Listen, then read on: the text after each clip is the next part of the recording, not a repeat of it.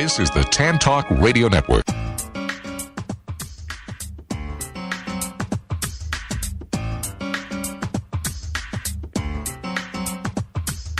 Time now for the nationally syndicated radio show, The World of Laurie Zoock. And now, here she is, the smart, the sexy, the savvy, divine Miss C. And welcome to the show. Now, today is a special Masters and Legends show. Masters and Legends was inspired by the legendary sax and trumpet jazz musician Glenn Zottola. I'm proud to call him my friend. Glenn is joining us today from Los Angeles to co-host this show with his legendary brother and our special guest, Bob Zottola from Naples, Florida. Glenn, I want to thank you for being my co-host today. Thanks, Laurie. Great to be with you again. Thank you. In our last interview, I mentioned the value of growing up in a musical family. We're pleased to have my brother Bob here today, a great trumpet player and artist who was a real inspiration for me during those formative years. Hi, Bob. Hey, Glenn. Well, thank you. Thank you guys for doing this, because this is going to be a fun show. We're going to play a lot of music today. And I want to start with Bob. You know, life, I know from Glenn, but I want you to tell me, life in the Zottola household. You were born into a musical family. What was it like? Oh, well, it certainly was rather unusual in that I heard music from day one. Maybe, in the womb also, of course. Okay. Band rehearsals in the house. Mom and Dad actually met on a gig when they were, I think, about 16 years old. And they continued to play. The piano was always in the house, and Dad was always practicing or rehearsing with a big band right in the household. So I was immersed. It was called the immersion method. Kind of born into it. Speaking of that, I think I gave a misnomer because I had said that I heard my dad rehearsing a big band in the living room, but actually after talking to Bob, I realized it was Bob. I was probably 5 or 6 years old, rehearsing a big band that he had that he used to go out and do gigs with, right, Bob? Yeah, my high school big band, yeah. Now, what made you pick the trumpet? Was it because Dad played trumpet, or did you choose that on your own? Well, that was kind of an interesting little twist because I was 8 years old, and the band director, Archie Jacobs, knew that my dad was a musician, my mom was a musician, and he said, how would you like to be in the band, Bob? Bobby. They called me Bobby then. Mm-hmm. And so I ran home all excited, and Dad, Mr. Jacobs wants me in the band, but I don't know what instrument to play. And he just pointed over to the trumpet that was on top of the upright piano in the house. And he said, well, there it is. So I said, okay. And then he said, well, if you want to learn to play the trumpet, you must study the La Scala Milano method, which means solfeggio, and you don't play an instrument for the first 6 months. And I said, Dad, oh, no. He said, well, then you're on your own. Uh-oh. All right, so I went and took a class with Mr. Jacobs, who was a bad piano player and didn't know anything about trumpet. Okay, so we were in a circle, and there were maybe about 8 of us, 7 or 8 of us, and we're playing from these little books. Bam, bam, bam, bam, bam, bam. Now, my background up to that point is listening to Puccini and Louis Armstrong and Bix Beiderbecke and Ravel and all this gorgeous music, and I'm hearing all these horrible sounds. And what the most disappointing part is this girl right next to me, Dolores, sounded much better than I did. And so I quit after 2 weeks. Okay. That was my introduction to the trumpet, and I didn't get back into it until I was about 11 and a half, something like that. And I said, okay, Dad, I'm ready to do it your way. And so you did. I did, yeah. But he modified it by that time. It wasn't as strict as... he studied the European method, which means you take lessons 2 or 3 times a week. Of course, in those days, it was 50 cents a lesson. Big difference. It's more of an apprenticeship, which we can talk about a little bit later. I have adapted for my teaching. Well, you mentioned the solfege method, so you're talking that you basically learn to play by ear and not read notes? Oh, no, the solfege method, you read the music, but you sing the notes, and you sing them with the syllables, do, re, mi, fa, sol, la, si, do. Gotcha. I saw that little video of you on YouTube where you actually sang. Yeah, well, I didn't really sing much until I went into the Air Force, which we can talk about later if you like. We had a 4 freshman high-lows type group, and I did sing in there, but that was just a very limited experience with singing until I finally came down here and retired, and semi-retired, I should say, here in Naples, Florida, and added singing on to what I was doing. Now, I just have to ask Glenn. Glenn, Yeah. Were you inspired also to play the trumpet by listening to Bob play? Absolutely, and I had the same setup. There was trumpets hanging all over the house. Okay, Okay. really no choice. I mean, that was the instrument of choice in the house, kind of, So Yeah. it's a similar situation to Bob. But the point is, Bob was already playing, and that was a tremendous inspiration. I remember hearing him as a kid. I mean, my first little recording. You remember this recording, Bob? I think it was 5 doing Carnival of Venice. We had this those days, a little recording machine. So there was, like Bob said, there was music all around. I mean, jam sessions daily. Yeah, you guys were born into it. Well, I think what we want to do is play an audio clip from "I Cover the Waterfront."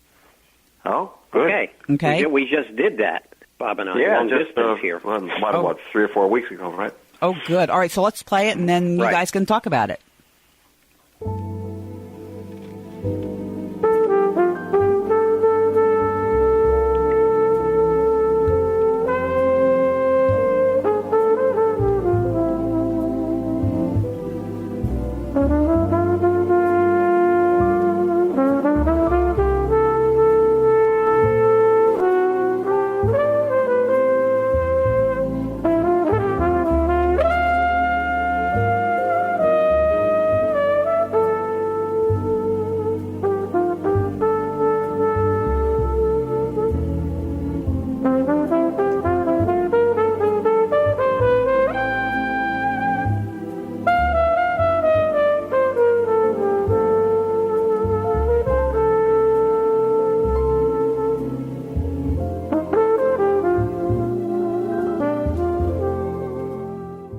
All right, guys. So tell me about "I Cover the Waterfront." Well, it's a gorgeous song, and it allowed for what we call bi-coastal recording. Glenn being in L.A. and me being in Naples, Florida, and I'd record something, send it to him. He'd record something, send it back to me, and we go back and forth until we get it.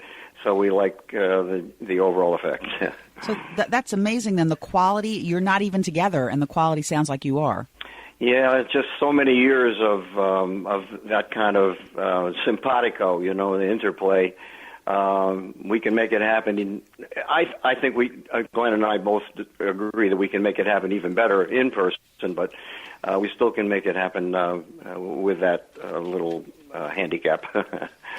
No, that's right. Yeah, the rapport. I mean, Bob and I, for whatever reason, growing up in the musical family, having similar tastes, hearing similar music, we have a simpatico and a rapport that we share a very similar reality, especially on melodic playing, and I think that is a bond that's very strong.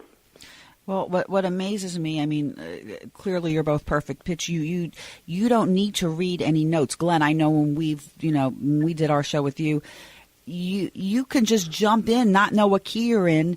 You don't need to know the format or the chords. You guys seem to just be able to hear and play, and so keep in mind, most people can't do that. Oh, this is very true.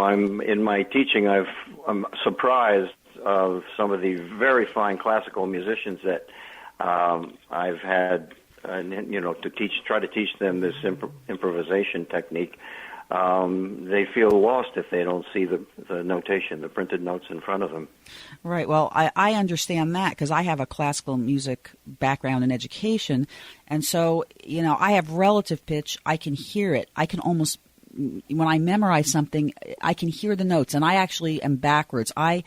can't do the improv that I wish I could because no one taught me. However, I can look at a piece of music and hear it in my head, which most people can't do. But that does not really. That's great. Yeah, but it doesn't. Yeah, doesn't, that's great. It doesn't. That's a foundation. Yeah, right there. It is, but there are some. Laurie, there are some people that look, and I'm talking about very good players. They look at a piece of music and they do not hear it in their head. It's great that you can look at it and at least hear it. But I want what you guys have, right, Bob? Right, Bob? That's a high level quality, right? Oh, absolutely. Well, Bob, tell me a little bit about, playing through your school years. I mean, did your dad, I've been thinking your dad taught you, did you take lessons from other people? Did you play in bands maybe in, elementary school through high school? Did you go on? How did your learning period happen? Well, I did study with my dad, of course. He was my one and only teacher, although I was on several radio and TV shows, the Ted Back Show. I went on to do the Paul Whiteman show. It was called TV Teen Club or something like that. I can't remember the name of it now. And then finally the Arthur Godfrey Talent Scout show. So I did a lot, in terms of performing during those school years. And, of course, there was the school band, which was just a standard school band. They didn't in those days have a jazz version. The jazz version was a band I started that Glenn was talking about that he heard as a young boy. Okay. Now, talk a little bit about, let's go back, the natural or ear-based approach. So, if you're a musician, it might be easier to understand, but if you're not a musician, how would you explain that? I would say instead of eyes before ears, which is what we were talking about earlier with the classical traditional way of learning, it's ears before eyes. All right. And so I've come up with a kind of a 7-step program to increase jazz playing skills, let's say. And number one is to sing and play the actual melody, and then read and understand the lyrics and story. I mean, if you're playing I Cover the Waterfront, you should know what that's all about. It's not a story about the Teamsters, Right. Well, I think you know what it is. What lacks, what I find with a lot of people who perform, is the emotion within the song. And so, Glenn always says to me, you got to be singing through that horn like you're singing. And so if you're on piano, you got to be using your fingers to sing through that song. And if you don't know what that song is about, it comes out not sounding like anything. Glenn, you were going to share a story? Something interesting. My dad, who was a great trumpet player, and he had a thing called Bell's palsy when he in his prime, and at the time they didn't know what that was. He kind of lost his lip, right, early in his prime. Anyway, when he was in his prime, he played in Italian concert bands. Okay, now Italian concert bands played opera. They had played Puccini, Verdi, but they didn't have any opera singers. Okay, so the horn players would do the arias on trumpet. And my dad was one of the primo trumpet players to be able to do that. So regarding singing through the horn, he used to tell me those stories. He had to get up there and do like an aria from Tosca or La Boheme or Madame Butterfly, and he had to just do it like a high quality opera singer would do it. So there's the concept of singing through the horn that went on during those days in the Italian concert band. And you know all about that, Bob, right? Well, especially because Dad started the Westchester County Concert Band, and I had the opportunity to play third cornet in that band with all these pros, and we played all the great operatic arrangements. It was wonderful. Okay. I think I want to play another audio clip, the Smithsonian Repertory Jazz Band. Okay? Oh, yeah. This is the music of King Oliver. Okay. Okay, this is an interesting, before you play it, Laurie. Okay. This is the music of the great King Oliver, okay? And he had a band. Let me explain this. Sure. He had a band that had the young Louis Armstrong in it, okay? King Oliver was a mentor for Louis Armstrong. He was older. And this is a very famous, called the Creole Band. And when we did this album, I played the part of Louis Armstrong, and Bob played the part of King Oliver, which is really odd because King Oliver was the older mentor for Louis, and in this setting, Bob is my older brother, and we're playing together, similar to the original. Cool. Okay, let's listen to it.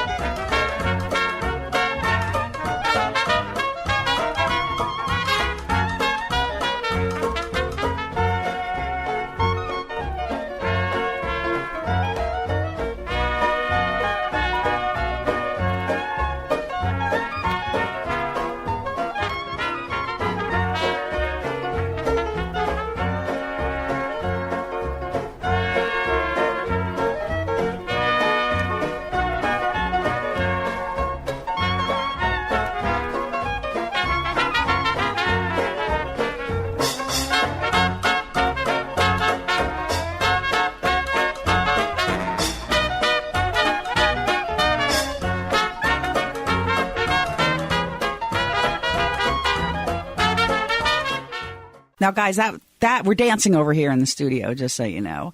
Good. That's the idea. That was led by Bob Wilbur. And Laurie, you know Bob Wilbur through your mom. Right, exactly. Oh. And so, yeah, my mom is a big jazz person. Through that, I hear kind of like, I hear the jazz, but I hear Dixieland, I hear klezmer music. Like, that's kind of where it developed out of, correct? Sure, that's the basis of the New Orleans sound, the Dixieland sound, and later on the klezmer sound. Sure. Yeah, pretty interesting. You know, we're talking about, this was a very, very historical band, and in the 20s, this is before Louis Armstrong was even famous, because he joined this band, and King Oliver was a big deal. And this was the Creole band was a music, it changed the music world in the 20s. Okay, that band. Right, I could see like the flapper style dancing. You know, we're dancing. It's dance music. It's happy music, and it's got that great beat going to it. You know what I wanted to ask to Bob? Talk about a little bit about imitate then invent. Oh, I missed a couple of words there. Would you repeat that? Sure. Imitate then invent. Well, actually, I made a few more steps in there, sub steps, right? Sure. Imitate, emulate, innovate, or maybe invent, then innovate, you know. But the basic idea is you start with an idol, and you idolize him, and you learn from him, and that's what's all the legends of jazz have done. I know Glenn certainly has done that, and I started that way. You know, even though I started in a rather traditional way with my father, it's still I listened constantly and imitated. Okay, now what is the balance between sound and silence? The space thing. Talk about the space thing. Oh, Glenn and I have a lot of conversations about this, because one of the negative factors of so much of the contemporary jazz music is they tend to fill up every possible space with a zillion notes and not allow it to breathe. Okay, and a good Which is example actually, of that, in truth, Bob, it's actually the world we live in. No. Well, yeah, it is. Everything is rapid fire, that's for sure. But music should be above and beyond that, don't you think, Glenn? Absolutely, but that's the world we live in with the internet. I mean, I heard President Obama talking, very interesting. He was saying, he was reading about when the this is off the subject, but when the missile crisis happened in Cuba during his regime, he had about 2 weeks to respond. And Obama said, I have about 1 hour now. Oh, my God. Like if something happens in Syria, I have to do something within about an hour. And Kennedy had like 2 weeks. response. Oh, because of the internet. Yeah. Well, look at that. One of the Isn't that things, something? and one of the things I want to mention to you guys too is, when I've been to jazz concerts, and I hate to say it, it's usually the piano player, but sometimes they go so far off track from the melody that it's almost more of a show-off thing. And then I'm a musician. I lose interest because I'm listening to a particular song, but they go so far off track on their little solo in that song, and then it takes forever to come back, and then I look at people and they all look puzzled. Yeah, well, it's interesting also historically that when bebop came on the scene, people were scratching their heads in a similar way, like, what is that? Yeah. But I'm totally with you on that. In fact, my seventh step of the seven-step program is to compose anew, invent, freestyle.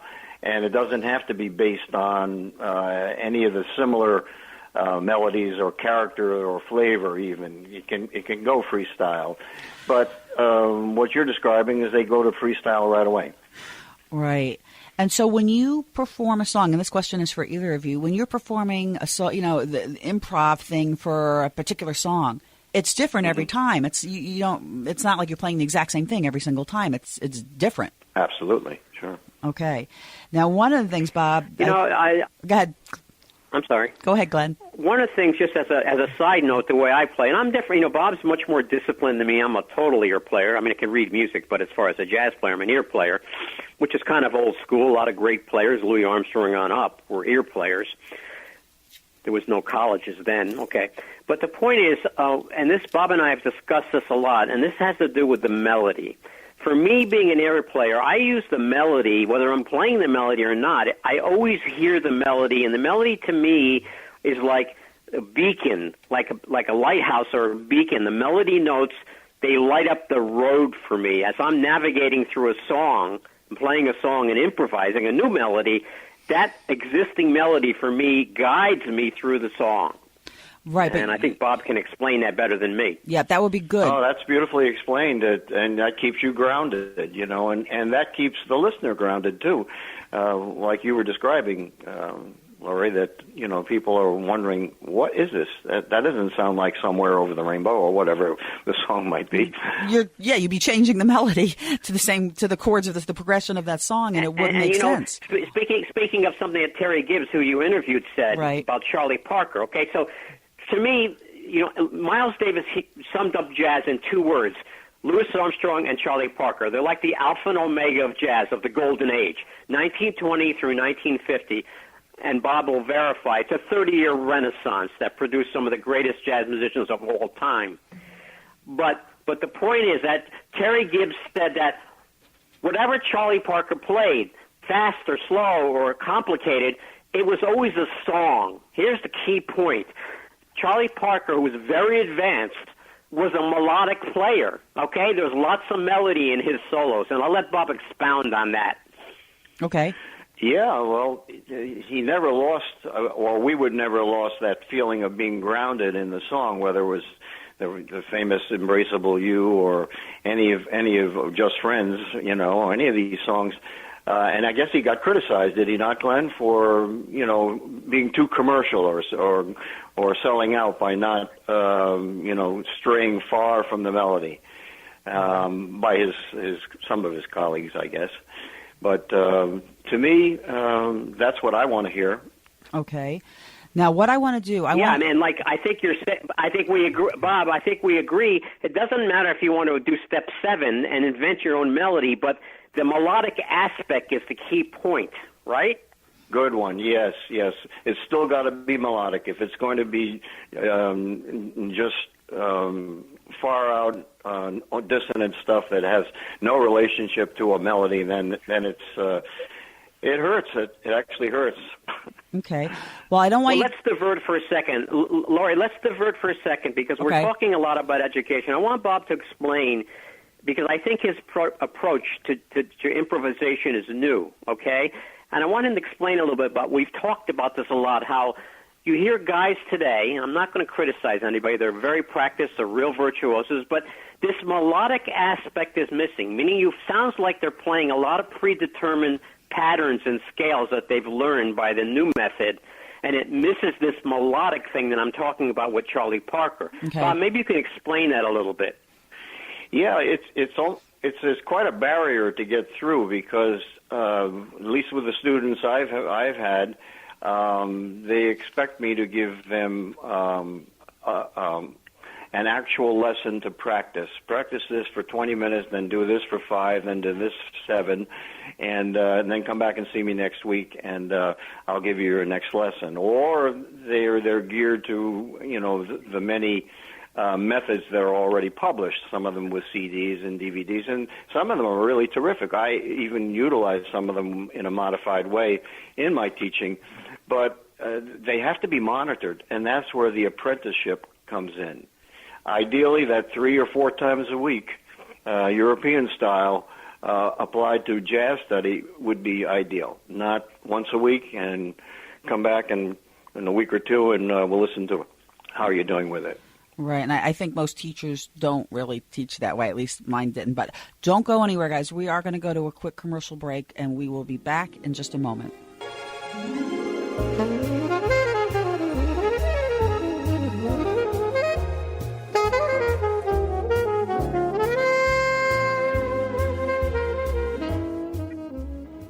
Consumers, do you have bad credit? Can't purchase a house or car? Paying too much in interest on your credit cards and loans? Scammed by credit repair companies? There is hope. You can get back on track and do it the right way. Call Credit Education Consultants today at 813-500-6064. That's 813-500-6064. Or go to crediteducationconsultants.com now and get the help you need. Don't delay. Call today. Mortgage reps and realtor inquiries are also welcomed. Central Payment, your #1 credit card merchant service provider in the industry. Providing e-commerce solutions, POS systems, standalone terminals, mobile apps, and much more. Call Central Payments James Carner at 813-777-4332. Looking for the lowest rates in the industry and #1 customer service? Call Central Payments James Carner at 813-777-4332. That's James Carner, 813-777-4332.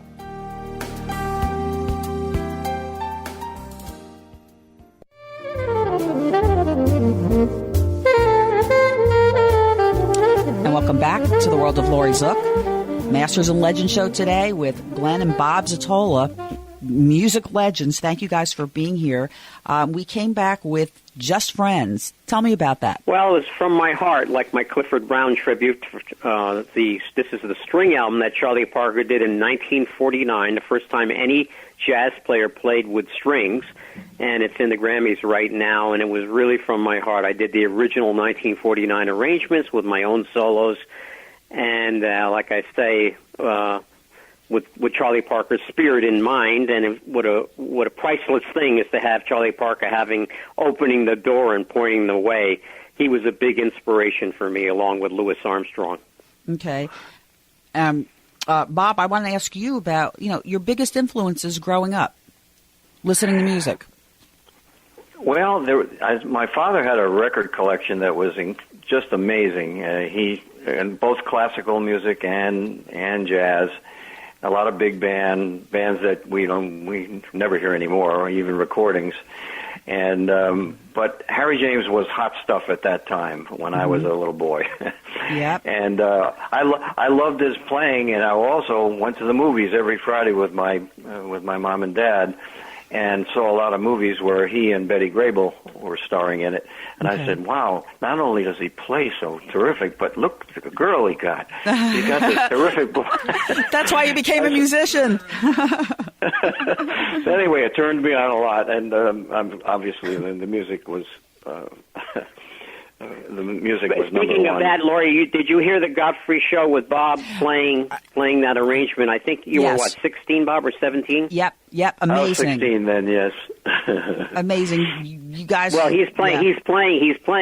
I think that arrangement was written by my dad, but he's playing in the Harry James genre, and it's an amazing... At 16 years old, there's nobody that could play that. It's amazing playing. My God. Yep. Oh, thank you, Glenn. And you guys are to me, walking history books. I mean, Glenn, we've done shows. You guys need to write books about your experiences so that the history is not lost on the younger generation that's trying to learn the original jazz. With Bob, talk about some of maybe these famous people that you played with, some of these famous bands that you played with. Oh, well, when I finished high school, the former band director of my high school band was now a colonel in the Air Force, and he heard about me, and there was a trumpet player leaving in the Air Force band, the Glenn Miller U.S. Air Force band. So they contacted me and contacted my father, said, can you bring Bob down and have him audition for the band? And my dad drove me down. Sammy Nestico was the leader of the band, and I auditioned for it and passed the audition, and they shipped me off to boot camp. Wow. And I spent 4 years. Tell the funny story, Bob, about you. That fantastic band. About you playing in Europe with the Miller Band with the Air Force. Tell that funny story, because I have a story behind that. Oh, yeah. Okay. Well, every once in a while, I was, as I said, 17 years old, and every once in a while, a guest would come up. We'd play all over the world in officers' clubs and even civilian establishments. So a guest would come up and say, what time will Glenn be here? Not Glenn Zottola, but Glenn Miller. This is 1954, okay? He's long gone, right? Mm-hmm. So Sammy Nestico would say to this lady very tactfully, no, I'm sorry, Colonel Miller, I guess, or no, Major Miller, whatever he was, passed away quite a few years ago, but we have his son here. And that was me. Good story. But you have let me tell you my story, I think. Go ahead. You finished? Yeah. Are you finished? Yeah. So first band I went on the road with, I left high school to go on the road at 17 with the Glenn Miller Band, led by the great clarinetist Buddy DeFranco. And we're in French Lick, Indiana, right? And this lady comes up and starts tugging on Buddy's jacket, saying, I paid to see Glenn Miller. Where is he? And Buddy was very, very, a very nice guy, very diplomatic. He said, he died, ma'am. And she said, when? And he said, 40 years ago. Oh, my gosh. I want to share a little. So it's interesting that Bob and I have similar stories at 17 years old, both playing with the Glenn Miller Band. Right, and and I'm so glad I have both of you on. Just a little bit of tidbit. I still play piano, but my grandfather back in the 40s, I don't know the name of the band that he played with, but he was in a big band and he played clarinet and he played saxophone. And so I loved the saxophone, but when you're in fourth grade, they don't let you play it until sixth. So I did the clarinet for a couple of years, and then I played the saxophone. But to this day, I still have his original 78 records in the original Glenn Miller album. Not that you can find a player to be able to play, but I also have all his alto saxophone, the original charts for alto saxophone for probably a couple of hundred songs. And so I loved it so much. I remember in junior high school, I was in the jazz band and in high school, but the Glenn Miller In the Mood, that was kind of the song that made me go, wow, I love this kind of music. And like national anthem, man. Yeah, I love classical, but you can't dance to classical. It doesn't really get you up and jumping and out of your seat happy, and you hear all the different things going on.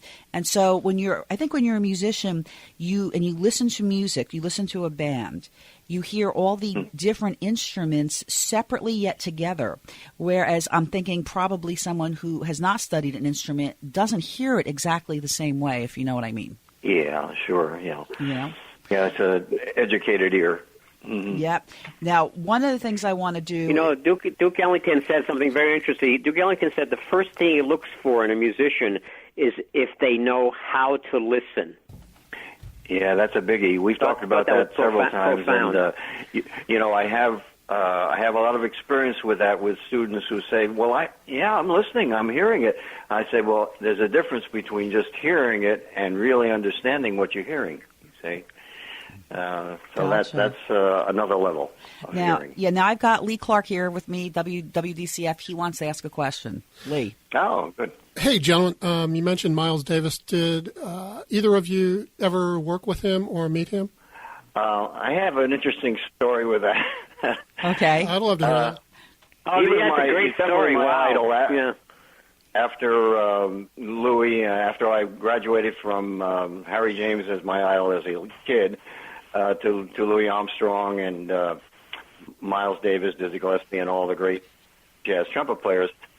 But when I was in the Air Force, and I guess I was probably 19 years old, and Miles came through with John Coltrane and Red Garland and the wonderful band that made all those early records. But Miles didn't show up.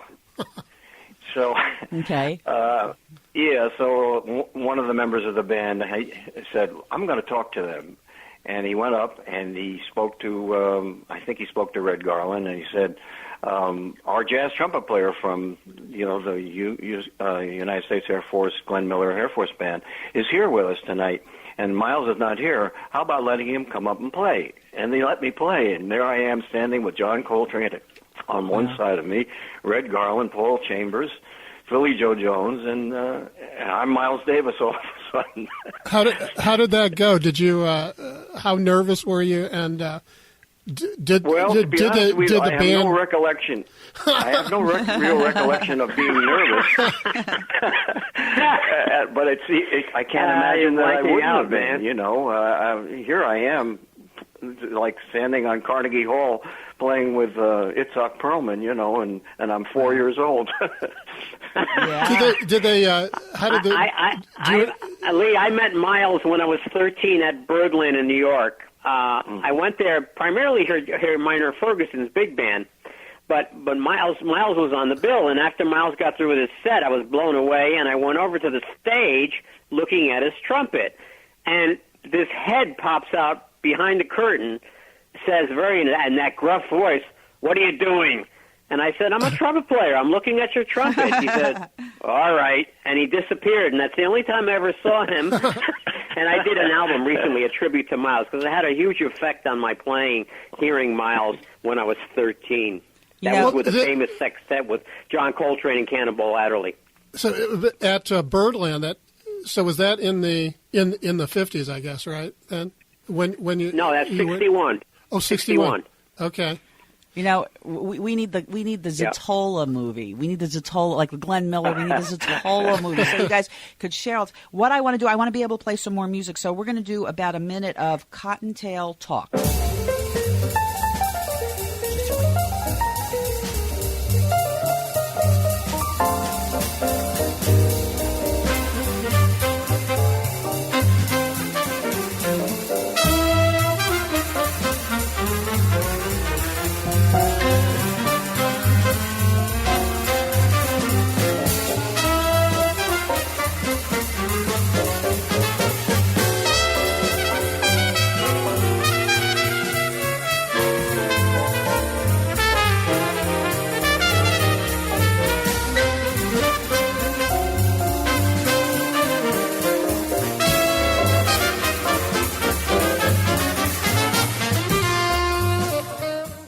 So we're back. Tell me about that.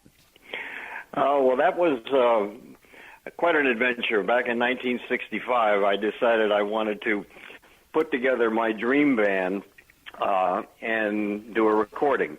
So I asked Tommy Newsom, who was one of the members in the Air Force band that we shared time with, and he was a wonderful friend, besides being a really terrific musician. Actually got me on the World's Fair performance with the Benny Goodman Big Band. And so I said, "Tommy, would you write me some charts, and I'll assemble a band, and we'll go into a recording studio." And we went into an A&R recording studio in Manhattan, which was the premier studio. And the reason I was able to do that, and it didn't cost me a dime, by the way, was the owner, Phil Ramone, was a violinist at one time and was on the Ted Mack show with me, and he wanted to do me a favor. And Phil Ramone, by the way, is a huge star, and he became a huge star in Hollywood, right, Bob, as a producer? Oh, yeah, amazing. Yeah, he's very, very successful. He didn't do it through the violin, but he was a great businessman and knew how to choose, the best. But anyway, I assembled this great band with Richie Camuca on tenor. That's what you heard, great tenor saxophone player. Tommy Newsom was on it. Julius Watkins, a great French horn player, and none other than Chick Corea on piano, with Steve Swallow on bass.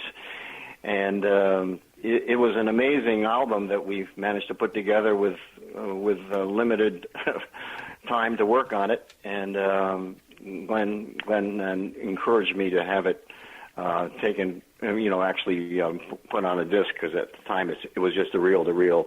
We never did any more. And I remember being at that session like yesterday, not playing, but I was only a kid. But I remember being at that session like yesterday. Yeah. Well, Glenn, you guys were talking earlier about how you don't have to be in the same place to be able to record and put it together. But on the other hand, I'd like to actually meet you in person. So if you come to visit your brother Bob, you'll be in Florida. Well, I'm actually looking at relocating in the summer to Florida. Okay. By the way. Oh, good. Well, possibly, or at least a second home. I have a question for Bob before we run out of time. Okay. Mm-hmm. Okay, and you haven't covered it all. Bob's resume. I have a large resume also, but Bob's resume is spectacular. Sinatra, Quincy Jones, Benny Goodman, his Broadway work. Is incredible resume, and he tells me stories all the time. My jaw drops of these stories, and like the one he mentioned, sitting in with Miles, which I didn't even know that story until recently. But my question, I'm only been recording lately. Since my TVC closed, I really am not playing live. Bob is very busy, turning 80 years old, and as you heard from my cover of the Waterfront, his playing, which is unheard of on trumpet, is as spectacular as it ever was. I think it's better than ever, and he's total New York quality, as I put it. So I have a question for Bob. Have we both lived, I was sharing a track I did recently with the great Phil Bodner, one of the greatest studio musicians of all time, something we did on 2 altos on an album. And I took it for granted back then. You arrive at a session and you're around the best musicians in the world in New York. And when I did television, no matter what I did, I was always around the best. And I wanted to know from Bob how he deals with that, no longer being in that environment that we both have shared. You just take it for granted. You live in New York or wherever, or L.A., and you walk into a session or you walk on, and you're literally surrounded by the best musicians in the world, most of them no longer here. And I wanted to know from Bob how he deals with that, because I look back on it now, and I used to take it for granted, but it was such a glorious thing to be part of that whole thing, all those years. Oh, well, if you're asking me, do I miss that? Yes, I do. In fact, just today, I woke up and I spoke to my wife, Terry, and I said, maybe we should spend 6 months in New York area, which we have a condo in Greenwich, Connecticut, which is right outside of New York. That's where I was born. And in the other 6 months down here, when it just gets too cold up there, in order to still have my interplay and have my battery recharged more. So it is an issue. I make the best of it, and try to always keep musical quality first and foremost in my mind. I don't settle for mediocre. I never want to settle for mediocre in my own playing, and I don't want to settle for mediocre with the players that I hire. So that's about all I can say. Anything else, I have to speak to a therapist. You guys make me laugh. But Bob, in due respect, I think it's that way. Even if you move back to New York, it wouldn't have the environment we're talking about. Oh, no, well, that's disappeared There's largely. no more Richie Camuca or Tommy Newsom or Snoopy Young or New Benny York Goodman City anymore. You know what I mean? All the people we've played with, they're no longer here. No, and I'm not saying that people that are here are not bad, but it's not the same. It really isn't. Yeah. No, definitely not. Well, New York City is unlike any other city, and all the musicians, Glenn, that you've sent me that we've done shows with, that was the place. That was where it all happened. That's where they all got together. And, people talk about social media. To me, it's actually antisocial because it lets you not get together, to do things. And that's kind of a shame. But, I read up quite a bit on Bob. He worked as a freelance jazz musician in New York, on TV, Broadway, recording studios, played with the Broadway show Les Mis for like 16 years. That was a lot of stuff. And one of the questions I wanted to ask Bob was, making contacts was a key thing in order to land a lot of the gigs that you had. What advice would you give now to young and talented musicians, aspiring to be professional?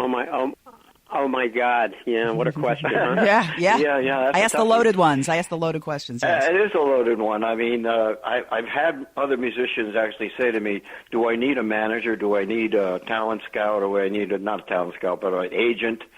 And I said all of that was meaningless in terms of the freelance music field, the field that Glenn and I grew up in and still are involved in somewhat. It's all word of mouth recommendation. If you're going to get hired, whether it's a big hit like Les Miserables or just an event, a corporate event at the Waldorf Astoria, somebody's going to recommend you. It's not because you have a good manager or a good agent. Nobody wants to hear. They want to know from somebody they trust. When I was hot in New York doing maybe. Yeah. When I was hot in New York, maybe doing 10 jazz albums a year, basically, my name was on the tip of everybody's tongue for like a really great swing trumpet player when anyone needed someone for an album. I mean, my name was on the tip of the tongue as first call. Okay. That doesn't happen through an agent. That happens through, you playing places and your reputation. People hear you, right, Bob? That's absolutely correct. Yep. Right now, the only way. Yeah, and we're going to play. I think we're going to have time to play a couple more clips. I wanted to ask because we're going to wrap up in just a few minutes. But I know you ended up vacationing in Naples, Florida. You play at Cafe on the Fifth. That's where you live now. You play for the Naples Jazz Lovers. That's your fan base. Tell us a little bit about that group. Well, it started. I didn't start it with any intention of forming the Naples Jazz Lovers, but I started playing one night a week on right downtown Naples, Cafe on Fifth Avenue, back in, I think it was 2006 or 7. I was still not living down here. I was still spending most of my time up north, doing Les Miserables. And so the people would come, and they loved it, and I'd sign them up to receive my newsletter / schedule, so they'd know where we're playing next, and that escalated until I was finally at one point there I was doing 12 performances a week, and that's hardly retired. Yeah. So I have a mailing list now of a little under 1,000 people that I send my newsletter out to, and many of them are even overseas in Germany and England, but they come here to vacation during the season. And then there are the year-round people, too, and I call them the Naples Jazz Lovers.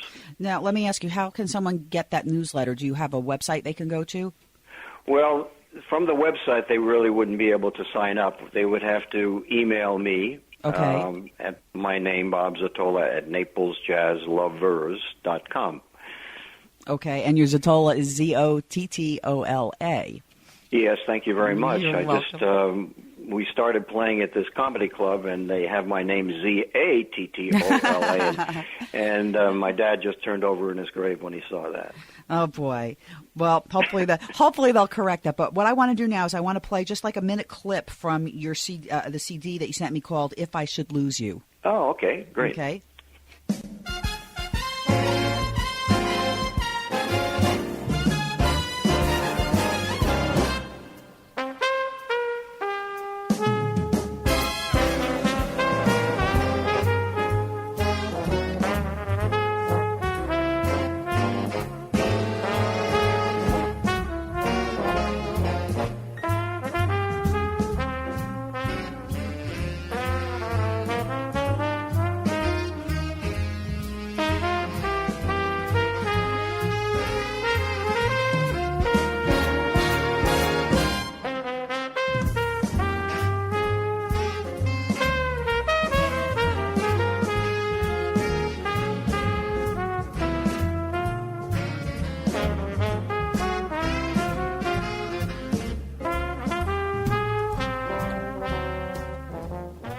All right, another great song, Bob. Tell me about it. Oh, well, that's actually a Frank Sinatra chart, and that's a beautiful chart. Quincy Jones wrote that. Yes, in fact, it's a very, very much a swinging chart, and instead of having Frank Sinatra's voice on it, I put the trumpet on that. Okay. Now, both of you've both done work for Music Minus One with Art Krafka, who Glenn had sent to me. He was on a previous show.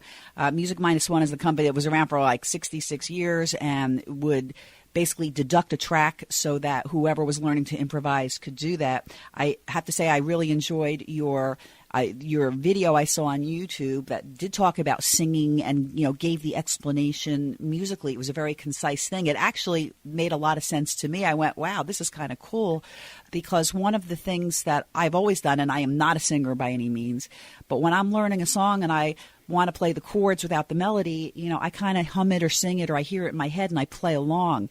But I noticed that if the song is written really high and I can't transpose it, it doesn't come out so good because I can't sing it. And that's something that you've talked about. Right now, you're playing it in Naples. Do you teach lessons at this point? Oh yes, that's what I've been doing. With the technology, I'm able to do it, but via Skype and FaceTime. And I have students as far out as California, San Francisco. I had one in England. I haven't talked to him in a while. In fact, I had a Russian trumpet player contact me, and we did one lesson, but I couldn't understand him. I couldn't understand him, and he couldn't understand me, and he was playing in his apartment, and he was playing with a mute because I guess he had to work during the day, and the time difference made him at night. It wasn't workable. But in any case, the technology allows me to give my improvisation lessons to any place in the world, as long as we can understand each other. And but I have students that come to me to my location here in Naples, and that's ideal, of course. Great. All right. Now we're basically out of time. I want to thank both of you for being on the show. I mean, to me, it's very special. Glenn, thank you for co-hosting. Bob, thank you for being our guest. They can go to your... Thank you. And Laurie, I want to tell you something. Sure. I've told you this before. You are the best in the world. I've been interviewed all over the world, and you're so knowledgeable. You're an artist yourself. You're a fantastic interviewer. Thank you. And I agree 100%. Thank you so much. And so what we're going to do to end the show, we're actually going to go out with "Oh Lady Be Good." And I want to thank everybody for joining me on The World of Laurie Zoock. Thank you, Laurie. Thank you. Bye-bye, Glenn. Bye.